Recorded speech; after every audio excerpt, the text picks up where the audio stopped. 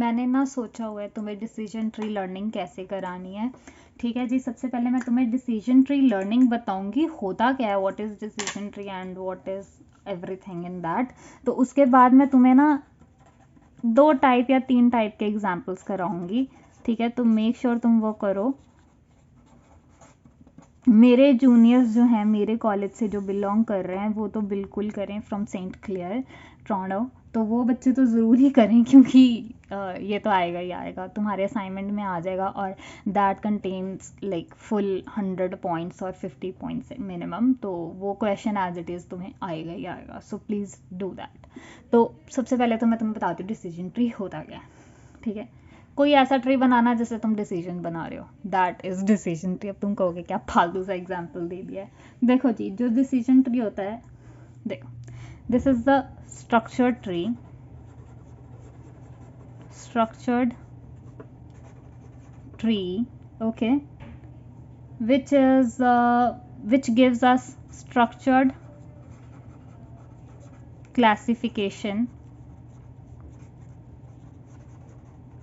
and regression। पहली बार सुन रहे हो वर्ड्स, कोई चक्कर नहीं है। अब होगा क्या, तुम्हें एक डेटा सेट दिया होगा कोई भी, उस डेटा सेट से तुम एक एल्गोरिथम क्रिएट करोगे, उस एल्गोरिथम से तुम अपने डेटा को क्लासिफाई करोगे,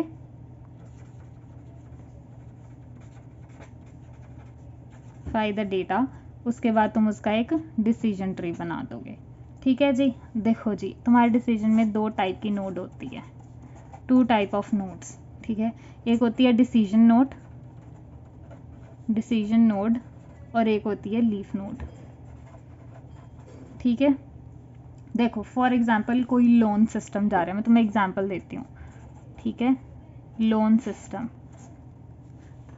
तो ये लोन सिस्टम किस लिए बनाया गया है कि टू डिसाइड कि लोन देना चाहिए कि नहीं देना चाहिए। Oh god, this is in order to decide whether they should give you loan और नॉट। देखो इसके लिए डिसाइड करना बहुत ज़रूरी है। और फॉर एग्जांपल कुछ ऐसे को दे दो कि लोन ऐसे को दे दें जिनको नहीं देना चाहिए, फिर तो उनका बैंक गिर गया ना, डूब मर गया, तो फिर तो फिर इसलिए decision tree is very important.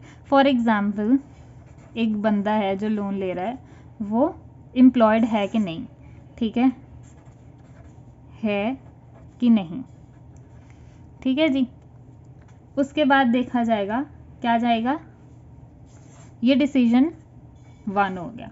ठीक है, उसका फिर देखेंगे क्रेडिट स्कोर, अगर तो वो नहीं है तो क्रेडिट स्कोर चेक करेंगे, अगर तो वो पढ़ा लिखा है तो क्या चेक करेंगे हम, उसकी इनकम।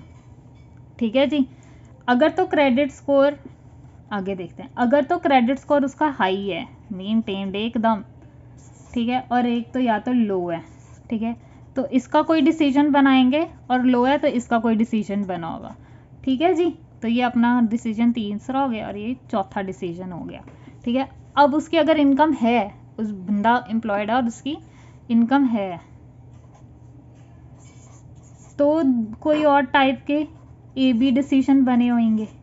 ठीक है, तो ये डिसीजन 5वां लिया जाएगा, ये 6वां लिया जाएगा। ये भी या तो इनकम हाई होएगी या लो होएगी। अब अगर 10,000 वाला बंदा, ठीक है, 20 लाख की वो मांग रहा है, 10,000 महीने का कमाने वाला बंदा 20 या फिर बोलूँ मैं 50 लाख की वो मांग रहा है, क्या कहते हैं, लोन मांग रहा है, तो देंगे कि नहीं देंगे। ठीक है, तो वो इस हिसाब से देख के दिया जाएगा कि उसे लोन दिया जाएगा कि नहीं दिया जाएगा। तो this is how we use decision tree, in this how we use decision tree, ऐसे यूज होता है और ये डिसीजन ट्री है।